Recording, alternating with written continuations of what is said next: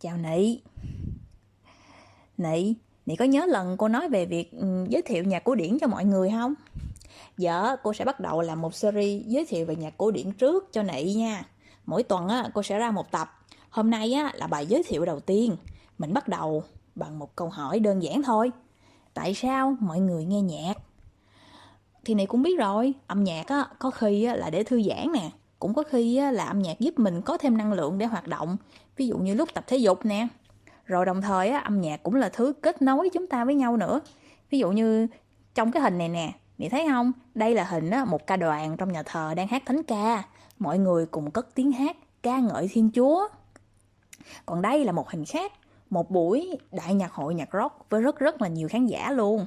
Dù hai thể loại này khác nhau nhưng điểm chung ở đây là sự kết nối của âm nhạc.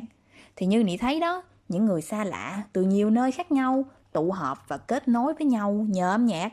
Trong cái thời khắc này nè, chẳng có thù ghét hay ganh tị nào tồn tại giữa những con người này hết á. Tất cả mọi người đều tập trung đắm chìm vào trong âm nhạc. Thật là kỳ diệu ha. Giờ mình qua tiếp câu hỏi tiếp theo. Nị thích thể loại nhạc gì?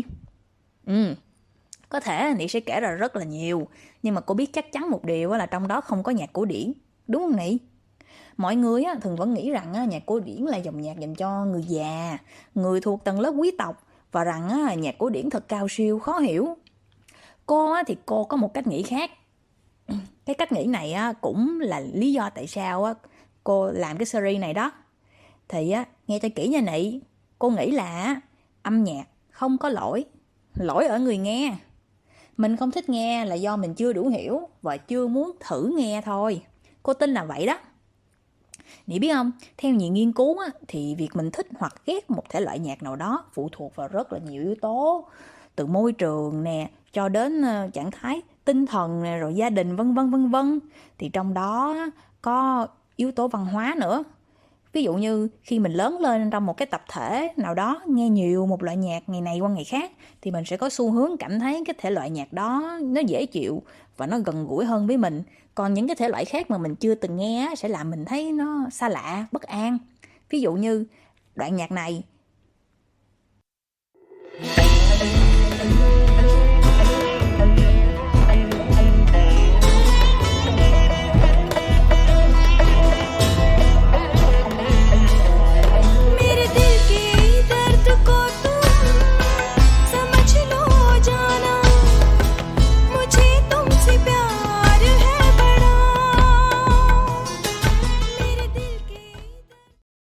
Rồi, Nị nghe thấy nó lạ quá đúng không? Nhưng mà với những người bạn sinh ra và lớn lên ở Ấn Độ thì đây là kiểu nhạc mà họ cảm thấy gần gũi. Hoặc đoạn nhạc cải lương này nha. Nghiệp ơi, 30 năm thầm thoát trôi qua mà lãng ngỡ như mới hôm qua, đôi đầu chung bông.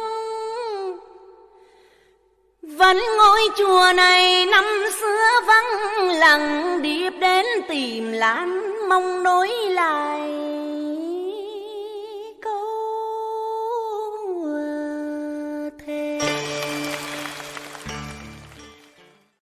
Rồi, cô biết Nị nghe Nị sẽ cảm thấy nó thật là thảm thiết. Nhưng mà với những ông bà cụ sống cách đây 50-60 năm, đây là thể loại nhạc ưa thích của họ, giống như bây giờ mình thích những thể loại nhạc trẻ bây giờ vậy đó Nị. Thì đó, Nị thấy không? Một đoạn nhạc có thể hay với người này nhưng mà kinh khủng đối với người khác. Trên đời này cô tin chắc là không hề tồn tại một cái đoạn nhạc nào hoàn toàn dở, tức là đoạn nhạc mà ai nghe cũng thấy dở đó, và cũng không có đoạn nhạc nào khiến tất cả mọi người đều thích hết á. Vì vậy thì cô mong Nị từ giờ về sau hãy cùng cô khám phá những vùng đất âm nhạc xa xôi mà Nị chưa có dịp đi tới. Mong là qua chuyến hành trình này Nị sẽ khám phá ra những vẻ đẹp tiềm ẩn của âm nhạc, mà dẹp bỏ được những thành kiến về nhạc cổ điển hay là về bất kỳ những thể loại nhạc nào khác mà mình chưa có dịp biết đến nha. Hẹn Nị tuần sau cho những bài tiếp theo. Mong Nị thành người đàng hoàng. Bye Nị.